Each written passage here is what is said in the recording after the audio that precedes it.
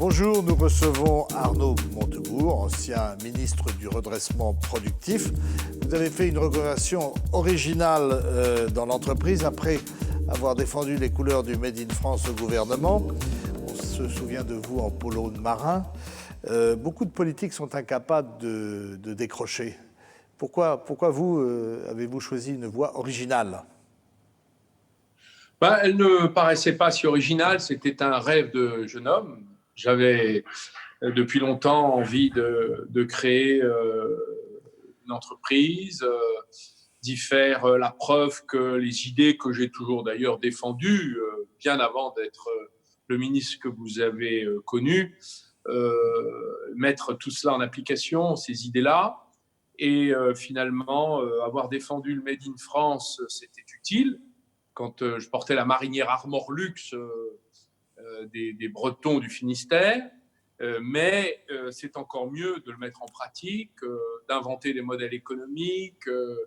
Alors c'est évidemment pour moi une aventure extraordinaire parce qu'elle n'est pas finalement si éloignée de ma vie d'élu ou de militant engagé. Mais c'est nettement plus concret là, on est plus dans le tribun.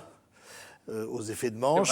On est dans la terre, dans la glaise. Vous avez eu un coup de foudre pour des exploitants bio à Fougères. Vous étiez chez eux il y a quelques jours. Vous avez monté avec eux la compagnie laitière de glace paysanne. Expliquez-nous un peu le processus. Alors, c'est une marque que nous avons créée ensemble qui s'appelle La Mémère, qui est une marque de glace 100% bio, mais équitable. C'est-à-dire que le paysan lui-même transforme son propre lait en glace. Il est formé par un meilleur ouvrier de France qui est David Vesmael, maître glacier, qui fait partie de l'équipe mondiale champion du monde de la glace et de la pâtisserie. Et les glaces que fabriquent nos amis agriculteurs sont des glaces de grande facture, extraordinairement bonnes, et surtout qui ont éliminé tous les additifs qu'on trouve dans la glace chimique industrielle, mis sur le marché en grande majorité dans les bacs des supermarchés par Nestlé et Unilever. On parle de marque équitable. Donc, et on a une recette qui est très originale, unique, c'est une glace 100% bio, où il y a de la farine de lin et qui fait que nous sommes dans la naturalité la plus radicale et absolue. Alors, ça, c'est la première originalité. C'est un modèle innovant. Vous créez des emplois, c'est-à-dire vous créez 2 emplois par exploitation. Vous espérez bien étendre le phénomène. C'est-à-dire que nous nous associons avec les agriculteurs. Le lait, comme vous le savez, bio, est acheté 45 centimes. Nous l'achetons ensemble 80 centimes. Donc, on est à 65% au-dessus du marché. Et puis, surtout, on s'associe avec l'agriculteur qui est chez lui, qui fabrique la glace. Il est majoritaire et nous sommes minoritaires. Et nous apportons les financements. Donc, on protège son exploitation de l'endettement. Puisque nous apportons les financements, lui apporte son travail et ensemble, nous avons construit ce modèle innovant de partage parce que finalement, on partage les bénéfices et l'argent qu'on gagne ensemble en produisant, en vendant. Nous apportons la formation, la technique, le débouché commercial. Eux apportent la fabrication, la production, le lait et l'enracinement. Et ça crée 2 emplois par laboratoire, par ferme. C'est l'avenir. Notre objectif, c'est 15 fermes. C'est l'avenir, mais vous avez démarré dans le miel. Vous avez aussi des projets dans le sud pour faire de l'huile d'olive, je crois. C'est exactement le même modèle. C'est-à-dire que nous plantons des amandiers chez les arboriculteurs. Nous n'achetons pas la terre, mais nous nous associons avec les agriculteurs où nous plantons chez eux. Et nous nous associons pour 25 ans. Puisque c'est 25 récoltes, un arbre qui est comme l'amandier. Donc, c'est un modèle c'est une alliance capital-travail. Nous apportons les financements et le capital, et l'agriculteur apporte son savoir-faire et le travail. Et dans la compagnie des amandes, nous sommes associés avec l'INRA, qui a une partie importante, enfin un petit morceau du capital, qui nous apporte la technologie, la mémoire de l'amandier, la reconstitution des variétés françaises, parce qu'il faut remonter et reconstruire une filière de l'amande Made in France qui avait disparu. Et rapidement, sur le miel, ça a été votre idée initiale. C'est le même principe?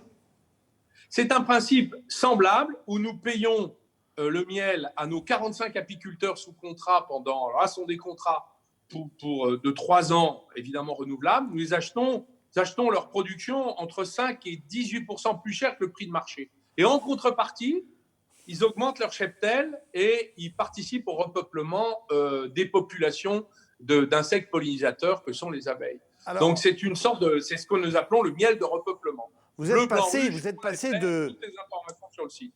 Arnaud, vous êtes passé de l'infiniment grand à l'infiniment petit. On se souvient de la bataille pour sauver Alstom.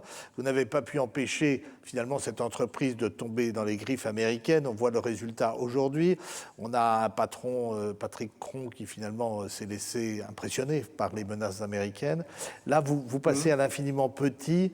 C'est une manière de vous rapprocher du terrain, des grandes manœuvres géopolitiques dont on voit parfois le naufrage.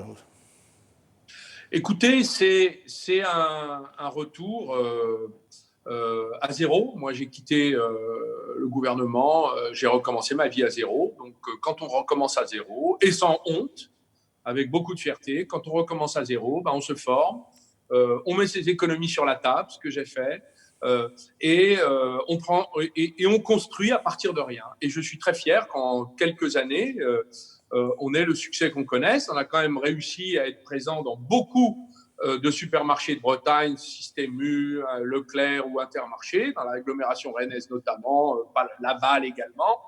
Et franchement, on a vendu 35 000 pots de glace en 2 mois, alors qu'on a commencé la production le 25 février.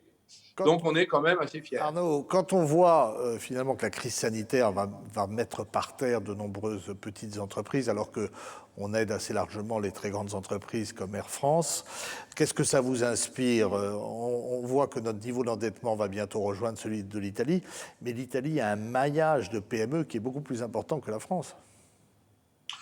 J'approuve votre analyse qui consiste à observer que les petites entreprises, aujourd'hui, sont les plus en danger. D'abord parce qu'elles sont les plus exposées, elles sont les plus fragiles. Ce sont celles qui n'ont pas de fonds propres, et puis surtout, ce sont celles qui ne sont pas aidées. Je rappelle qu'en Allemagne ou au Danemark, les montants qui sont donnés aux toutes petites entreprises, c'est-à-dire moins de 5 ou moins de 10 salariés, c'est entre 9 et 15 000 euros de subvention. Là, on fait des prêts. Mais les prêts, il va falloir les rembourser avec quel chiffre d'affaires? Et aujourd'hui, vous avez toutes les TPE, les PME, les ETI, mais même les grosses ETI de 500 millions se disent tous ces prêts, c'est très bien, mais qu'est-ce que nous allons faire avec ce surendettement? On est en train de créer des entreprises mort-vivantes, zombies, qui vont être prises finalement à la gorge du surendettement et qui vont finir par mourir dans quelques mois, quelques années, parce qu'elles ne pourront pas rembourser. Donc moi, je trouve que ce n'est pas une bonne politique. Bon, si je demanderais plutôt au gouvernement de réfléchir à augmenter les fonds propres, convertir tous les prêts en fonds propres ou en subventions pour les toutes petites boîtes, et les grandes entreprises prendre des participations. C'est-à-dire mettre du capital dans les entreprises. Revenons aux grandes entreprises. Comment on peut expliquer ce naufrage de la politique industrielle française? C'est quand même pas uniquement le fait de quelques hauts fonctionnaires qui ont failli. D'abord, je voudrais peut-être ajouter que lorsque vous mettez des milliards dans une entreprise, il est normal que vous en preniez le contrôle et que vous disiez ce que vous voulez. Donc, ça suppose qu'on entre dans une période où l'économie va être davantage dirigée. Et c'est normal. Quand vous préparez en Allemagne, nous sommes arrivés avec 2 fois moins de dégâts, 7 fois plus de dépenses publiques injectées dans l'économie. En France, c'est 7 fois moins d'injections dans l'économie et 2 fois plus de dégâts. Mais est-ce que l'État français est capable de gérer? Attendez, je n'en suis pas là. Je ne pense pas que ce soit à l'État de gérer. L'État, il peut être minoritaire, donner du fonds propre. Moi, je serais favorable à ce que l'État, au lieu de faire des prêts, s'installe dans le capital avec promesse de redistribution du capital qu'il aura pris dans les entreprises pour les redonner aux salariés. Parce qu'il va bien falloir que le modèle économique évolue. On ne peut pas continuer à avoir des entreprises qui sont pilotées par le système financier. Et donc, on a besoin d'entreprises sur nos territoires. On a besoin d'entreprises qui soient enracinées, y compris mentalement, dans un patriotisme pas seulement territorial, mais aussi technologique, énergétique, alimentaire. Dans tous les secteurs, on a besoin de ça. Emmanuel Macron, je pense... Arnaud Montebourg, Emmanuel Macron veut que l'on retrouve notre souveraineté. Mais ça va prendre des années, ça prendra beaucoup plus de temps que l'échéance de la prochaine présidentielle. Relocaliser, ça coûte cher, puisque si on délocalise, c'est justement pour baisser les coûts de production. Donc c'est très compliqué. Oui, mais vous savez, les Japonais ont mis 2 milliards sur la table pour financer la fermeture de leurs usines en Chine et le rapatriement de leurs usines sur le sol national japonais. Et ils payent 75% de la dépense de réinvestissement sur le sol japonais. Donc, ce que les Japonais font, je ne vois pas pourquoi on ne les ferait pas. Alors après, la question du prix mondial, parce que la mondialisation, c'est quoi? C'est l'alignement des prix. Et évidemment, bas, avec une pression mondiale sur les salaires, le dumping sur les lois environnementales. En fait, finalement, on a délocalisé l'atteinte aux droits sociaux et la pollution. Bon, et l'atteinte à la nature. Bon, il y a un moment, il va falloir remettre de la cohérence. Et la remontée des prix, c'est certain, aura lieu dans certains secteurs. Par exemple, l'alimentation. C'est normal qu'on paye mieux la fonction nourricière de la société que sont les agriculteurs. On les a piétinés, on les a mis en compétition mondiale. Et puis maintenant, on s'aperçoit qu'ils sont en difficulté, ils n'arrivent plus à produire. 65% de nos fruits et légumes sont importés. Un pays de cocaïne comme la France, comment est-ce possible? Arnaud Montebourg, une petite question très politicienne pour terminer. Est-ce que vous avez toujours la dent aussi dure sur le bilan de François Hollande? Est-ce que vous trouvez qu'en matière de politique économique, de cap, mais malgré les difficultés qui s'amoncellent, Emmanuel Macron a fait beaucoup mieux? Écoutez, je considère que c'est à peu près la même politique. Hein, François Hollande, Emmanuel Macron. Et donc, le jugement, pour moi, n'est pas lié aux hommes qui ont leurs valeurs, leurs défauts, comme nous tous. Le jugement, il est lié au choix. Je pense que le temps passe et la nation ne se relève pas parce qu'on n'a pas pris les décisions que nous aurions pu prendre si nous avions fait preuve de courage.